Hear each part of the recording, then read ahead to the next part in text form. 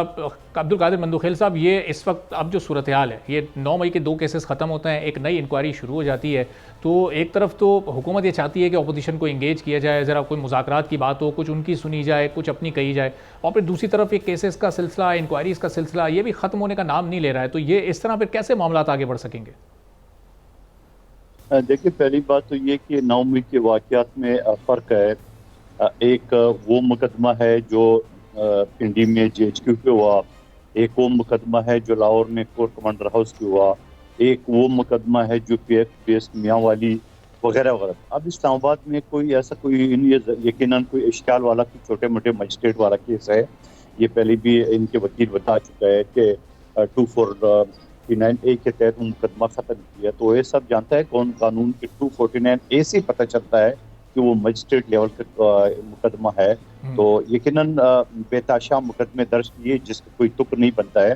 اور اس سے یہ ہوتا ہے نا کہ ہمارے ہاں جو لیگل لینگویج میں کہتے ہیں کہ اگر 100 مقدمہ تو اس میں 99 سچے ہو، ایک جھوٹا ہو، تو 99 کو بھی شک کی نظر سے دیکھا جاتا ہے. تو یقیناً یہ جو مجسٹریٹ لیول کے 9 مئی کی کیس بنا ہے جس سے PTI والے بغلے بجا رہا ہے کہ ہم بری ہو گئے، تو اصل مقدمہ تو شہداء کی جو یادگار کو جلا ہے، MM عالم کی جہاز کو جو جلا ہے، اور قدر شیل خان کے مجسمے کو جو جلا ہے، وغیرہ وغیرہ سارے. اچھا، اب اس میں یہ کہتے ہیں کہ MM عالم کے جہاز تو کراچی میں، یا بھائی MM عالم کے جہاز کراچی میں تو اسی لیول کا سمبل بنا کے دوسرے شہروں میں بھی نصب ہے. اسی طرح جو نا کرن شیل خان صاحب، وہ جو بیچارہ قبر میں لاد میں ہے تو اس کو مجسمہ، تو پھر آپ کے مجسمے کی تو کوئی حیثیت نہیں ہے. تو یہ ساری چیزیں تو وہ مقدمات ابھی باقی اس حوالے سے.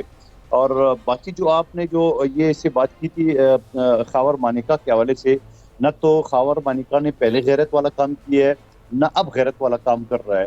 تو لیکن پھر بھی میں یہ کہوں گا، اور ان کی جو نعرے تھے احمد اویس صاحب کے ساتھ، یہاں تک تو میں اتفاق کرتا ہوں، کیونکہ کورٹ کے اندر جو بولا ہوگا وہ تو ہم نے نہیں سنا، نہ آپ نے سنا ہے. لیکن بار جس طرح وہ مکے لہرا رہا، تو اس کا مطلب یہ ہے کہ وہ کچھ نہ کچھ تانے دے رہا ہوگا، کچھ نہ کچھ گالیاں دے رہا ہوگا، یا جو بھی کو فتح کا نشان لگا رہا تھا. تو ایک غیرت مند آدمی، تم نے تو پہلے بھی بے غیرتی والا کام کیے، اب بھی بے غیرتی والا کام کر رہے ہو، اور مکے بھی تم لہرا رہے ہو. تو میں تو اس بے شرم آدمی کو تو کوئی بھی سپورٹ نہیں کر سکتا ہے. سبسکرائب کریں اور بیل دبائیں تاکہ کوئی خبر رہ نہ جائے.